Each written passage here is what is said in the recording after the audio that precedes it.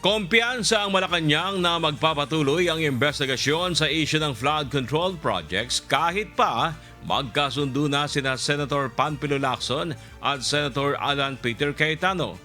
Sa press briefing sa Malacanang kahapon, natanong si Palace Press Officer Yusek Claire Castro hinggil sa posibilidad na makompromiso ang gagawing investigasyon sa flood control projects sa Taguig City. Oras na magkabati ang dalawang senador. Ayon kay Yusek Castro, suportado ng Malacanang ang pagkakasundo ng bawat isa na malaking tulong upang maayos na at maipagpatuloy ang kanilang trabaho.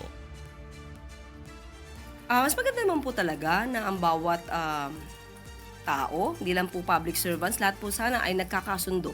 May mga pagkakataon na magkakaiba nga ang opinyon pero hindi kinakailangan talaga na umabot sa hindi magandang relasyon. Kung sila po ay magkakasundo at mawawala na yung mga personal nilang sentimiento sa bawat isa, mas magiging maganda ang kanilang relasyon sa pagtatrabaho. Sa kabila nito, naniniwala pa rin na ang Malacanang na hindi mapipigilan ang gagawing investigasyon sa umano'y anomalya sa flood control sa Taguig City kahit pa magkasundo ang dalawang senador.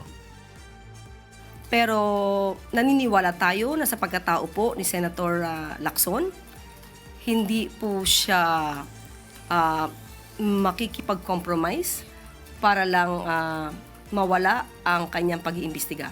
So naniniwala tayo na tuloy-tuloy pa rin po ang mga issue na dapat na imbestigahan. Kung may mga ebidensya, alam na po din po natin na ito'y kanyang pagpapatuloy.